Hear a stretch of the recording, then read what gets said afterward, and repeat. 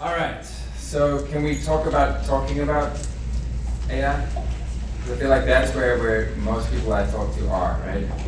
They haven't necessarily put anything in place because it's kind of a challenge, and it's a big idea, and it's everywhere, but you know, especially in the HR world, it's kind of a tough subject because if it goes wrong, it could go real wrong. Yeah. So let me ask you this question, if I can find my button here. How do you feel when I say AI? What is the emotion, thought? Give me a phrase, a word that comes to mind when I say AI. Creepy. Nervous. Fake. Creepy, Interested. nervous, fake. Interested. Interested. All right, awesome. So there's a range of feelings here, right? Then when I say generative AI, now how do you feel? Helpful. Helpful. Okay. All right. There's a little positivity in the room. I like it. Yeah. So I have 4 boys under the age of 13. Pray for my wife. She's the only woman in the house. We used to have a male dog too, so there's a little less testosterone, but not much. And one of our favorite movies is Big Hero 6, which is what you see up on the screen, right? Which really paints a kind of a pretty picture of AI. And there was this AI bot, if you haven't seen it, that was basically a health assistant for how are you feeling today? Do you need a hug? Right? Right? So for those of you in the room that have a positive view, that maybe is how you're viewing AI. But some of you might view AI like this. Remember Terminator? Right? The machines are coming. So, you know, no matter how you feel today, my goal is to help you in a couple of words, just to give you an idea. And so let me put a disclaimer on this. I'm not an AI expert, so especially when it comes to the ethics of AI, I have members of my team I can introduce you to that spend all day on the ethics of AI. And in fact, I'm happy to introduce you to them, right? I'm going to give you a couple of resources. At the end of today, you can start to dig in and become more aware when it comes to AI. I also have a couple of labor attorney friends. I don't know if Campbell Brennan is digging into some of this, right? But just some of the ethics around AI. So I'm not going to claim to be a specialist on that or give you any legal advice on that. Good? Is that fair? I am here to kind of give you some ideas of how you can start using this today, and that it's actually easier than you think. So for those of you that are interested and want to dip your toe in the water, I'll show you where to go dip that. All right. What's at stake? There's a metric of user adoption that they use, and they say, how quickly do you get to 100 million users? It took Uber 70 months to get there. Took Pinterest 40 months to get there. Instagram 30. Took ChatGPT 3 months to do what Uber did in 70. Think about the disruption that Uber caused. The difference here is access, right? That is the major difference with generative AI and specifically OpenAI, ChatGPT, Bard, Gemini, right? Is that it's open to the public. And that's why it's taking off like a storm. So I will tell you this, the speed of change is faster than it's ever been before, and it's slower than it will ever be, right? It's not gonna slow down. It's much like a tidal wave. You're not gonna hold it back. And if you've seen the guys surfing big waves, you can't duck dive a big wave. You get pulled onto it by a jet ski, and you either ride that sucker or you get washed away by it, right? So my mindset, and the reason that maybe I'm standing in front of you is not because I'm an expert, it's just because I've decided, hey, it's here, it's changing already the way we do business, the way we do work, the way we do life, frankly. So let's get on board and try to leverage it, right? You couldn't stop a steam engine, people couldn't stop electricity as much as they hated it, right? You go back to the history of electricity and how scared people were of direct current and Tesla and Edison, right? We didn't stop it, we just learned how to harness it.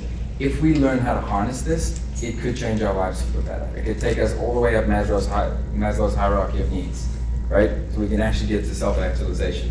76% of HR leaders right now believe that if their organization does not adopt and implement some form of Gen AI, they're going to be behind. That's the other thing that's at stake here. There will be winners and losers. AI is not going to take your job.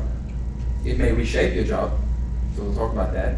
It's not going to take your job though. Somebody who knows how to use Gen AI though will take your job if you decide not to get on board, right? So that's the scary part. But there's some fun to this. So let's get into it. Tell me this. This is the interactive part of the presentation. What do you love about this job? If you're in HR, right? So I heard a couple people in legal and benefits.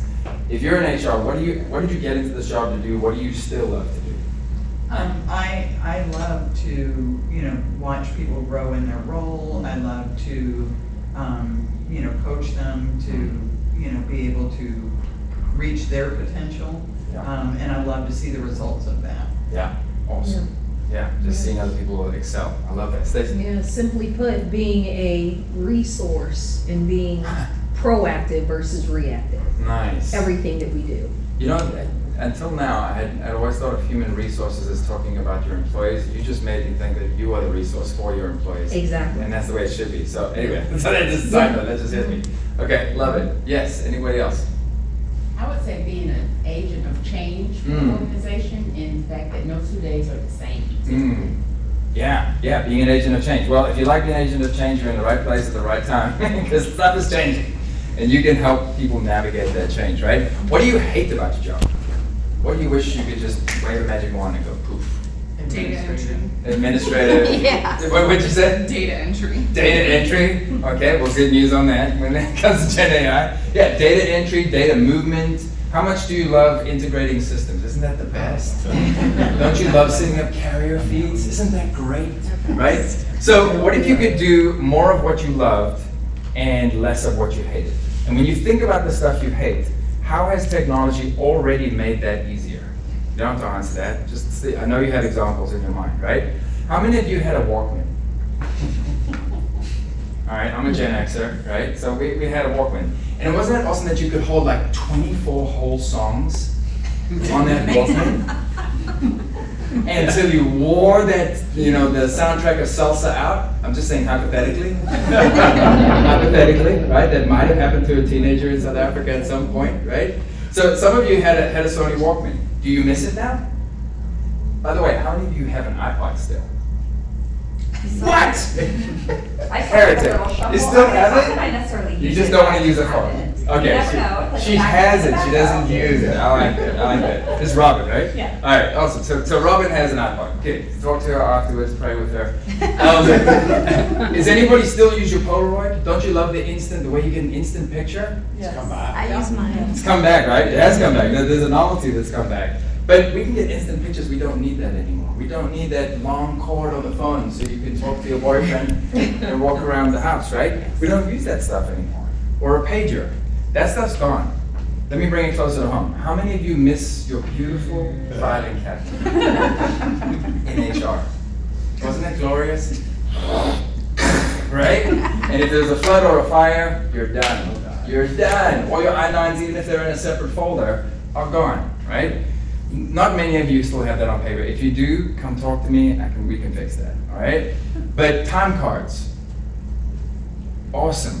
Not, right?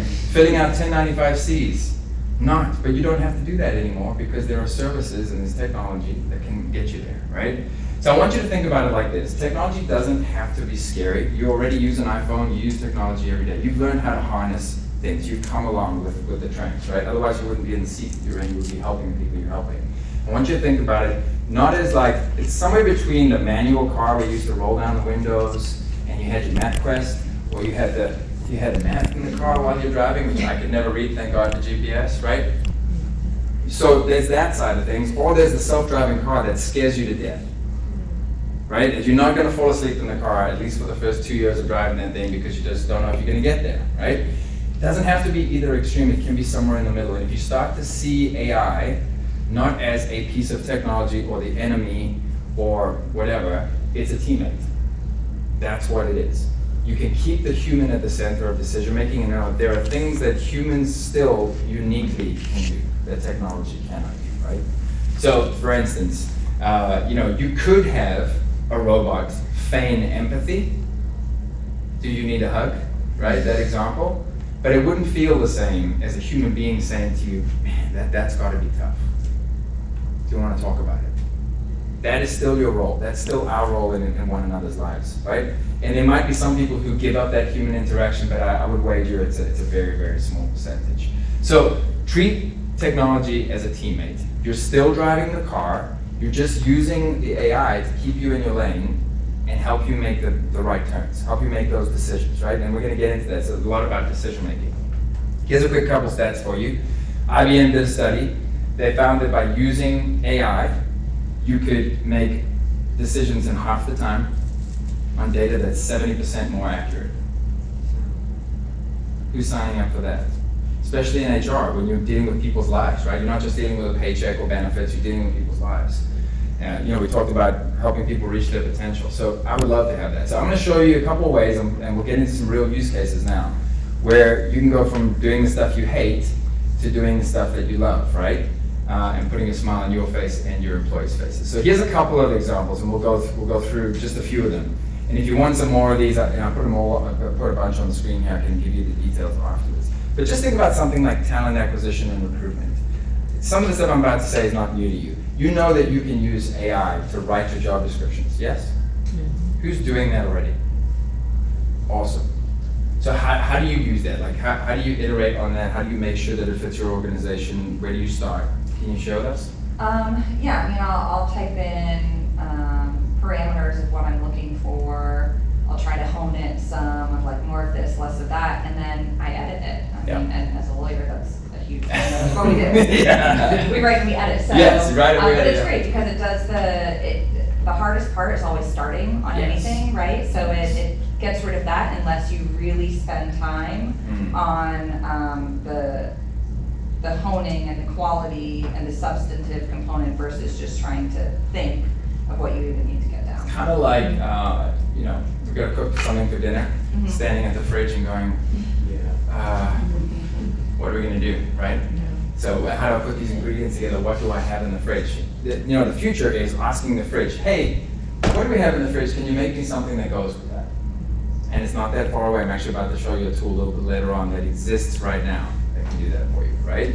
So think about that in terms of talent acquisition and recruiting, not just creating the job description, but now changing that job description so that it's more compelling based on other job descriptions, not just at your organization, but you literally have the whole world in your pocket. That's what you have. You have every smart person who's ever lived, Einstein, in your pocket. You just have to know how to ask the right questions to get the answers, right? And you're starting every task from third base, not first. You're just running home. It's exactly what Robin just shared, right? So that's one example. Employee onboarding. So you can personalize onboarding journeys. You can personalize learning journeys. You can personalize who they interact with. You can personalize all of that using AI, and there's a number of tools that help you do it. Even employee engagement and retention. So how many of you do surveys, employee surveys? Don't you love sorting through all the responses? Isn't that awesome? And trying to figure out what's the actionable insight here? What's the low-hanging fruit? What can we do? What shouldn't we do? What's coming? What are the trends? There's AI that does that now. There's AI that doesn't just read the topics, it'll actually read the emotion behind the sentiment. So when someone says, I love coming in on Saturdays, it can read that that's sarcasm.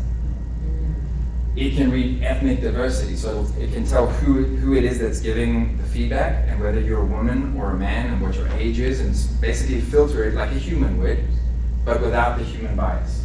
That exists today in certain HR platforms, right? So you can get in a number of them. So that's already out there. Let's pick one more here. Employee well-being. So how many have an hourly workforce? Anyone? Yeah, Rollins, you definitely do. Okay, which company are you with? Vacation. Vacation express, right there. All right, so if you have an hourly workforce, burnout becomes a big thing depending on how your shifts work, right? And AI can actually help you prevent burnout by looking at shift patterns and how many hours somebody's in on that, not just overtime and preventing that. It can actually look at burnout. So there's a couple other ways you can do that. So some of you asked me beforehand, how can I use this for DEI? That is one I'm not going to get into today, just because it's a deeper conversation. And if Julie Devlin on my team is a change practitioner and a DEI expert, and she's part of the Workforce Institute, I will absolutely, for free, introduce you to Julie, and she'll have that conversation with you. So I'm not going to dig into that today, just because it's tricky waters, right? Here's what I would say as you go about looking at tools, because one of the quickest ways to get into AI, other than OpenAI, is to look for vendors that have already built this out and have already been thinking about it. Leverage what's already existing is the way I would say you dip your toe in the water. How you pick vendors, everybody's going to talk about AI. I'm not just talking about in HR, right? Every vendor is going to talk about AI at some level. They have to. You know why? Because if they don't, they're not part of the conversation. But not all AI is created equal. So here are the things you're looking for. How long have you had AI? What is your data pool? Because AI is only as good as the data that feeds it. So do they have benchmarking? How many years of history do they have? Have they used machine learning? These are some of the questions that you can ask to make sure that vendor is who they say they are, and then maybe test out some use cases with them. Because if you have, for instance, if you had people data and your work data and your culture data, that whole idea of burnout, you can start to see what's happening in the surveys, what's happening in the performance reviews, if people are opting out of your benefits, if there's flags about this and that, right? Their shift patterns, when they like to work, their availability. I saw it this morning in the ABC, who's the company? Credigy, right? They're in the ABC this morning. They are giving flexible work hours to their employees to entice people, number one, to come back to the office, and number two, just to be happier at work. You can only do that if you have some technology that helps you manage that workflow, right? And you can still keep all your shifts covered. So there's technology that exists to do that stuff. As you're looking at vendors, keep those. Yes, Stacey, yeah, go for it. I'll send it to you. Okay. Yeah, I'm gonna put up my, I'll put up a little QR code. You can contact me afterwards. I promise you I'll send this to you. So I guess the question is, Tony, where do I start? I'm interested. Where do I start? How do I dip my toe in the water? How do I start using OpenAI in my daily life? So again, it's a conversation. I want you to think about this like AI is your teammate, just looking over your shoulder. You're collaborating with the AI. And that's important because there's something called prompt engineering. Have you heard this term? Okay, so prompt engineering is how to ask AI questions. It's prompts that you give. The new literacy, if you want to know, it's not reading and writing, it's prompt engineering. And I mean it's not reading and writing because the way that AI is moving is to something called agentic AI, which means agents, so multiple systems connected with one another, and you are going to operate your life with your voice. Voice is the next frontier, right? So prompt engineering is being able to ask the right questions. And I created a little mnemonic here for myself. Is that what you call it, mnemonic? O-score, so that you can remember it. So the O in O-score is define clear objectives. So Robert, you started with your job description, you gave it some objectives, right? Then you probably gave it some structure. So we'll get into the structure in a second. Then you provide context to that structure. Here's the audience, here's the situation that we're in, maybe the industry that we're in, and then specific outputs. Here's the format that I wanted to, here's the tone that I wanted to have, right? Based on the audience. Once you get the answer back, the last two steps are to iterate. This is that conversation you're now having with the data. So try this. I mean, just play with OpenAI. It's free. Don't put any of your IP on it, right? Don't ask it questions that involve your IP because it's public, unless you pay and use the paid version. But ask it questions, and then when you get the answer back, review and refine that. Say, okay, that's great. Now try this, right? Or can you add such and such, right? I'll give you an example in a second. And then the last question is, especially in the HR world, and specifically for you, make sure that this job description is compliant with EEOC law. Make sure that this is compliant in my state, and give your state. You really, I promise you, if you just do one thing for me, go home and play with this tonight. Take one example, ask the thing questions, and then iterate on it. So here's your example. The objective would be, hey, please help me write a job description for a software engineer role. Let's add some structure to that. This candidate should have 3 to 5 years of experience, full stack development. I don't know if there's any techies in the room, so I won't read through all those different things, right? But they need to have strong problem-solving skills and include some sections for responsibilities, qualifications, and benefits. Now let's give it context, right? Here's who we are. We're a mid-sized tech firm. We focus on cloud-based solutions. You see where I'm going with that, right? And we do continuous learning. Here's my format. I want it to be concise. Make it bullet points. So you really can play with this as if you had a PA who's writing this for you, and you're just imagining it, and they're writing it for you. Now you refine it. Hey, can you add a section about our company culture and how cool we are and how much we got a brand new building and we have a foosball table? No, don't do that. Right? And then ensure that this is ethical and stands up to EEO regulations. Is that a helpful example? Very. So you see how you could use that for literally anything in your life. I looked the other day, heard something on the news, I didn't understand the term. It was down round funding.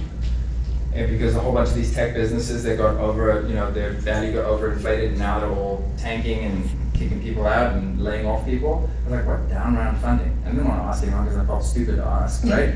So I asked ChatGPT, I was like, what's down round funding? And it explained it, and I was still confused. So I said, can you explain it to me again like I'm in the 3rd grade? And it said, imagine you have a lemonade stand. Boom, boom, boom, and walk me through it. I got it. Lights went on, right? You can use this as your best friend. You can seem really smart. I could probably explain down round funding to you now. Right? So, but use it as your friend. This can be a help. All right, here's a couple other helpful prompts. I used the down round funding already, so I'll give you a couple of others. Help me design a training course. Here's a question people don't ask. You see the one second from the bottom? Once you've iterated, once you've done O-score, ask this question. What am I not asking you that would be helpful to me in this question? What should I be asking? What else should I be thinking about? So if you build the training course and it gives you exactly what you need, what am I not asking you? It knows, you just have to ask it. It's not gonna force it on you, right? What was the other one in here that I absolutely love? So I did this before this talk because I was like, hey, if I'm gonna teach you to do this, I would love to try it out myself. Go and ask ChatGPT, what are the Gen AI use cases for somebody in an HR leadership role right now? And maybe add context like my state or whatever. Then you can ask it, what are the names of those tools for those use cases you just gave me? Which ones are free and which ones are for money? Could you put that in a table format for me? Imagine you walk into your CEO's office with that next week and it took you 3 minutes. Right? You've done your homework. You've done your research. It didn't take you 3 weeks. You didn't have to call 6 of your friends. Right? You didn't have to call Sherm. You just banged that out. So there's a lot of prompts that you can learn. And by the way, there's a ton of free courses that take under 10 minutes to learn how to do prompt engineering on YouTube. Yes, John. When you talk about like asking AI the question of in today's work environment, I've heard conflicting things about maybe it's just a free version of it being up to date, like it stops at a certain year. Is that true? I don't know the answer, but Okay. if you give me that question afterwards, I will find out the answer. Okay. Yeah. Heard that as well. Yeah, so just making sure that it's up to date. Fair. Again, the concept of I'm starting from third base, I'm not expecting it to run me home. But if it's starting me from third base, now I can go do a little deeper research on that specifically, right? And go to multiple sources. I'm not gonna do that in the beginning of a task. I'm gonna do that once my task has been refined. So it just helps you get ahead. Okay, anybody seen this? This is called Rapid. Have you seen it? Go look on YouTube. Spend 10 minutes, watch the video. So imagine this scenario. You arrive in New York. You hold up this little machine and you say, hey, I'm in New York with my whole family. I need a hotel. It knows your preferences. It knows what kind of room you usually like. It knows how big your family is and who's in your family. It knows the rates. It goes out to all the sites, so you don't have to go to Expedia and hotels.com. It goes to all those sites and brings you back 3 options and says, which one would you like? Bang, done. That's called agentic AI. It's something that works across multiple platforms. You know what the problem is with your phone? It's going away, by the way. You probably won't be using this for that much longer. It's not the hardware, it's the apps. You know how you have to go into multiple apps to get stuff done? You have to fill in multiple passwords and logins to get that thing done? This does that for you because it's got all your credentials. And its autonomy is limited in case you're wondering if it's going to sell your information to the end, right? But that is the way we're moving. Voice, there's no buttons on that thing, and it will tie you into the rest of your world and get your tasks done quicker.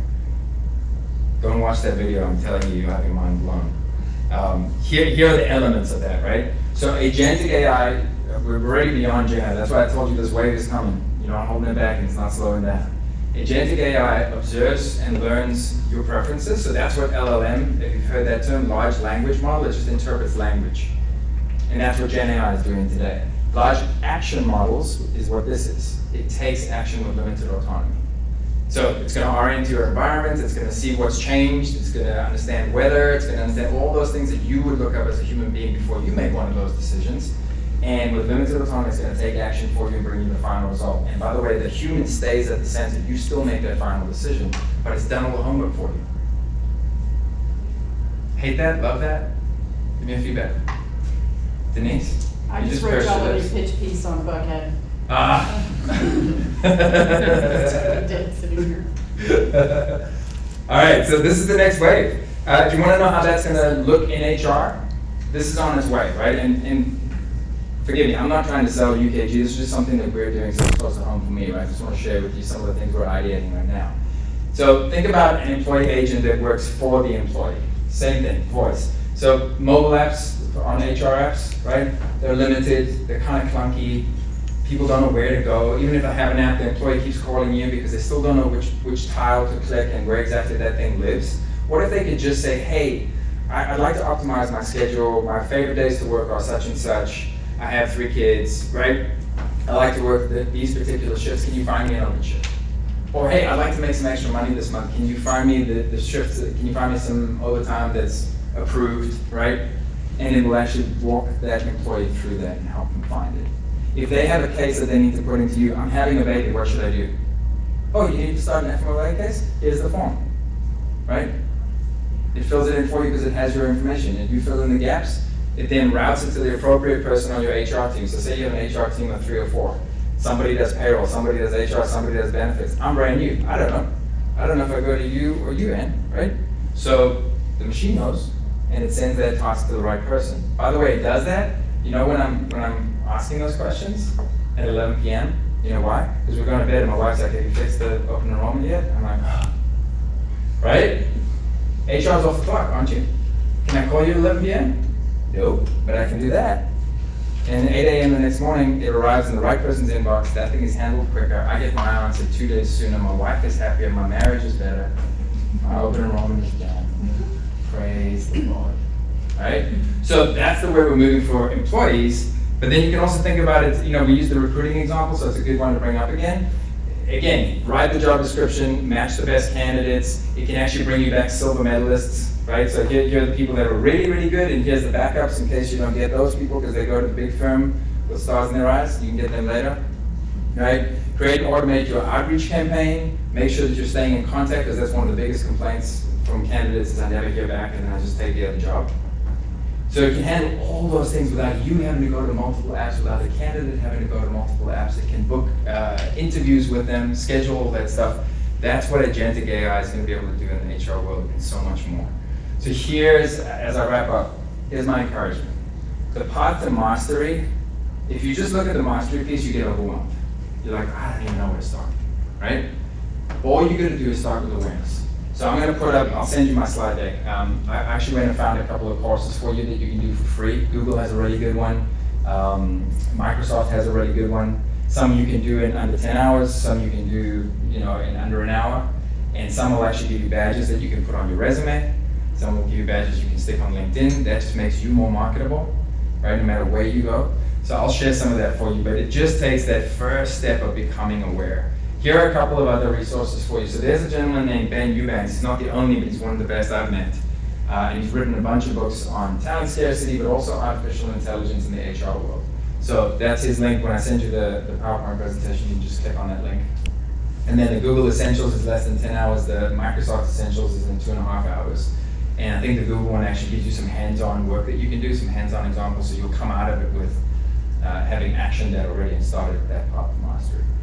And then if you want to take out your phone and take a picture of this, you don't have to contact me, but if you want to, just take that QR code down, send me an email with any of your questions, and I promise you I'll do my best to get you either the answer or get you to the right person on that answer. And I have one other thing that I can send you. It's an AI Playbook for HR for small teams. At the end of that playbook, it gives you a series of questions to start having conversations inside your organization with you and your leadership about AI readiness. Where are we on this? So you can gauge kind of where are we, where do we want to go, and how do we get there? How's that? Good. So I know we had some questions come through You an did. email. You did, and I read them, and they're sticky. So I'm gonna. I don't have to be dangerous on 2 of those, but the DEI piece. So I reached out to my friend Julie, and she has actually volunteered to take those questions. So whoever asked us those questions, I will get you some time on her calendar. I'll get you some quick answers on email, but if you want to dive deeper on it, she's more than willing to take that call. It's above my pay grade. Fair enough. Robin. So I don't know if you know the answer to this, but I'm just curious of what studies or research, and it might be too early for them to know this, but has been done on the utilization of AI and how that impacts brain function, learning, performance, because definitely, like, I think about people in the creative sphere. I've got an attorney who loves to just plug something in, and he just uses it for social media or marketing. Is an early adopter? An early adopter type person? Yes. Yeah. Super into it, which I love. But it feels like too much of a crutch of like, I want his brain to be thinking through, Sure. you know, who are we as a brand? Does this actually align with the message we're putting out there? And I wonder if then you lose lose that ability to be creative and think a certain way because you're just completely relying on it. And I don't know how that's impacting the workforce in general of, are we gonna have people who are unable to think for themselves Yeah. fully, depending on how they use AI? When else did you do complicated math in your head? Never. Lawyer. Right? I do words. But when we were kids, you had to do, I had to multiply at least two-digit numbers. I was expected to do that, right? My kid came to me the other day to do cubes, like cube equations. It's got like little documents, it's got like 4 times 4.5 times 2. He's like, my teacher said I could use a calculator. I'm like, no, you're not. Sit down, you're smart. How much is 2 times 2, right? Because I wanted him to use his brain. But then after the whole exercise, and it was great, he accomplished it and he felt good about himself. But I just think it's going to be role specific, number one. And I'm not giving you research. I did sit in a Harvard class where they talked about this. Honestly, the bigger issue is not so much that, it's that we can't find the skills right now in the marketplace. We all know that it's really hard to find people. And kids coming out of college are less capable than we were in just life skill. And as you go backwards in time, our parents, our grandparents were more skilled, literally had more skills than we do. So that's disheartening in some ways, but we've already become, like Elon Musk says, it's a little bit scary, cyborgs. You are already a cyborg, because you're half this and you're half this. You already are. Your car does it, your smart home does it, you're already there. So it's sort of like, yeah, that's going to happen, but the plus side is it's going to give us access, like we'll be able to put somebody in a role that they maybe don't have all the qualifications for, and the machine will make up the rest. And then it's up to us to skill them for the things that are really important to our business that are missing. So yeah, it is a little bit like that, but we've given up, I feel like we've given up some of that already in our lives, if we're honest. Yes? Well, I think this works well for people that have been in the HR field for a while. Yeah. Know the basics. I went to art school. We had to learn how to paint and do all the classic things before Yeah. we could abstract anything. Yes. The part where I wonder about this is the next generation of HR people. If you just tell them, oh, just do this to put a job description in, They don't know what to look for? they don't know what to look for. Yeah. Well, you just get it done. That's when sentences start with, well, back in my day. Yeah. Listen, Sonny. But, overall, what we have here, it is an improvement, and it does take, my position at Vacation Express, for Yeah. example, I did write my job description with AI recently. Yeah. But I am the Director of People and Culture, but I also manage the Commercial Flight Operations Department. So I put all of that in AI, and I was like, write me a job description. Now, if I just handed that mess back into someone, they'd be like, are you crazy? Right. I had to tweak the heck out of it because the combination, Right. Yeah. but it got it started for me, Yeah. For instance, with maps and all of that, directions, I've always been directionally challenged my entire life. When I got a GPS, it was like someone gave me an implant. It was honestly, it gave me a skill I did not have. Yeah. Right? But when I look at some of the skills that it can overtake, just like when you showed the, picture of all the old stuff, holding a book for me to have that experience is still, I will not do a Kindle, Yeah. And my son looks at me like, oh my God, why would you hold that clunky thing, Yeah. So there are tactile experiences, there are experiences that this should never replace. Human experiences. And while my resume looked a bit of a hot mess, it gave me a start, but as a human being, I was able to go through and fix it. We couldn't have somebody completely unskilled fill a position that they had, there's no way AI can make up for all of it. No. But at some point it will. But, right, but there just always seems to be aspects to what are you willing to live without? And what your point was too, is the next generation isn't gonna know, and the generation after that isn't gonna even miss a person. Yeah, so what they show, actually, in this Harvard, because they had a bunch of speakers coming, one guy was from retail, different industries, right? And it was fascinating, it was just 2 days in my head, right? But he was saying basically what will happen, you'll see, it's a bell curve. You'll see jobs drop off because of AI. Yes, it's inevitable because there's going to be replacement contract lawyers. We don't need them anymore. for the most part, because LLM can read language, it can see patterns, especially if it's repeatable. So you don't really need a contract lawyer anymore. You don't really need a lot of marketing folks anymore, because it can create.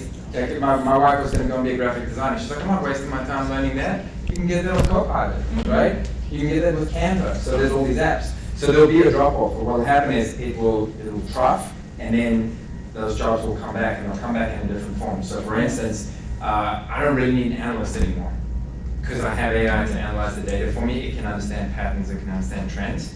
But then I need somebody to interpret that data so we can make a decision. So what if I took that person who's a great analyst, awesome person, driven, well-adapted human being, and just gave them a few extra skills, and now they can be my interpreter. And we can make better decisions in half the time on 70% better data. All right, so that's probably, do we have more time? I'm happy to take more. We have more time. Okay, yeah. I have a question. So on the recruiting piece, so my sister recently went through the job search process. She was with the company for 14 years and then jumped back into the job market. So this was her first time cleaning up her resume and going back through the interview process. And the job that she's currently sitting in, AI kicked her resume out as like a candidate that just was not a match for the job at all. She got an automated response that was like, we regret to inform you that you've been taken off as a candidate. Yeah. And she was like, that has to be a mistake. My skills are more than qualified for the position. So she messaged the HR guy over and over again until the guy finally was like, this girl is so annoying. Let's give her a call. Gave her a call back and ended up going through the interview process, and she got the job. I mean, she's like more than a perfect fit for it. So I guess how are you seeing that happen, and how are you avoiding that happening, and like what's the responsibility on the HR team to combat that or to communicate why you weren't chosen as a candidate? Because she was like, there's no way. Yeah.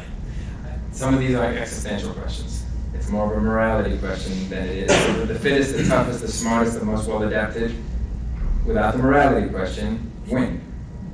And especially in this nation, it's supposed to be a meritocracy, so everybody comes up. I said in the beginning, towards the beginning, the new literacy, right? The new skills you need to harness are how to ask the right questions. So for your sister, not her fault. We probably all would be in that situation. If I had to go look for a job today, I'd start at square one too. But I might go, before I put out my resume to someone, I might go to ChatGPT. I might take the job I want. I might put that in the system. I might say, take my resume, match it to this, change the language, make sure that it's more compelling. Now I send my resume.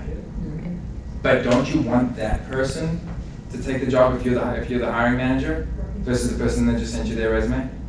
Or don't you want the person who bangs on you because they really want it? So it's hard. There's going to be collateral damage, no question. There's morality questions here for sure. I think it's going to be hard to legislate that stuff. That's my gut feel. How do you said what's HR's responsibility? I don't know, that's pretty gray. Like there's enough for HR to do. How do you now make HR also have to make sure that everybody who could have got the job potentially and really wanted it and really needs it and has 3 kids gets the job? I don't think you can do that. I think what we're gonna have to do as a society is help people get the skills they need, use their literacy better. I think there's gonna have to be courses in school, courses at colleges on how to revamp the stuff and get smarter how to use AI as an agent, right? So it's a great part. I love that your sister had the chutzpah to do that. That's awesome. It's actually kind of a really cool story. She's pretty cool. What else? I just wrote an email to my mom. You did or AI did? AI did. But it's funny, I put in, write an email to mom, checking in. Mom is 80 plus, her hip hurts, she uses a walker, she does chair yoga.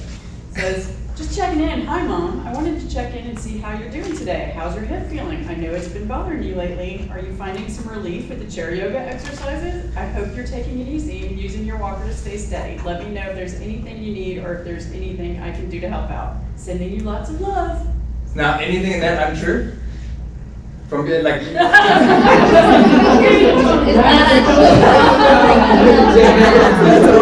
is not what the email for me is like. So how would you change it? Well, I mean, there'd be inside joke references and. So iterate.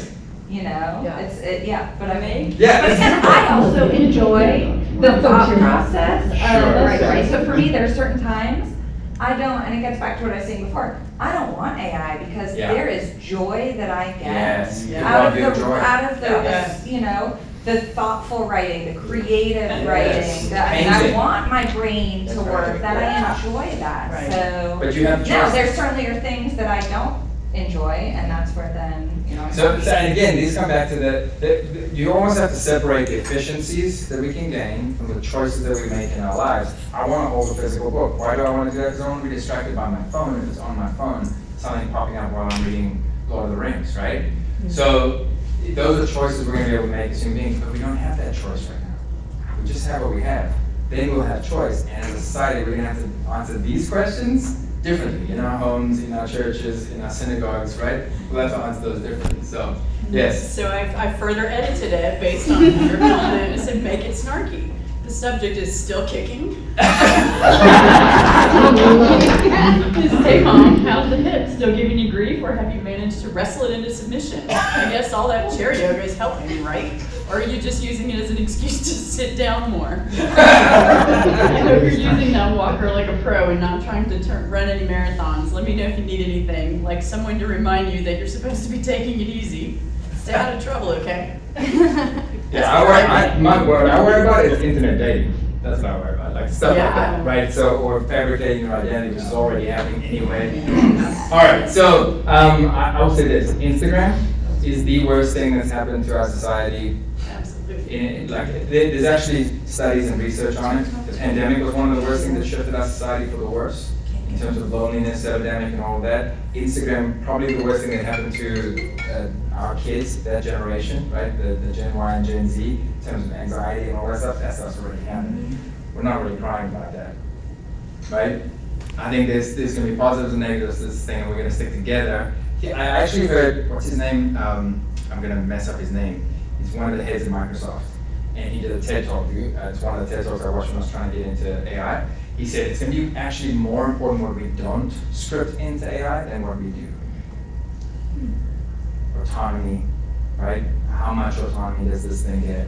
So, those companies need to, I think that's almost like we have to watch their ethics more than we have to watch our ethics, because what gets built into it or doesn't get built into it is going to matter more. Yeah. So that's the things you can pay attention to, talk to congressmen about, right? Make sure that Meta's doing what they're supposed to be doing, Google's doing what they're supposed to be doing. We don't control that, but we can influence that. This was fun. I enjoyed this. Any other Yeah. final questions? All right, so seriously, hit me up, and I promise you I won't sell you UKG. I'll give you whatever you need to get started on this, because it's a fascinating journey. I mean, I'm in sales, right? So I did a course yesterday that could basically take me from the average sales guy, if you have a sales guy or girl in your organization, right? Spends probably 20% of their time selling and 80% of their time administering. And with AI tools that are free right now, you can go to 50-50. Think about that productivity gain, right? Think about what that does for revenues at a company, even if you're not in sales yourself.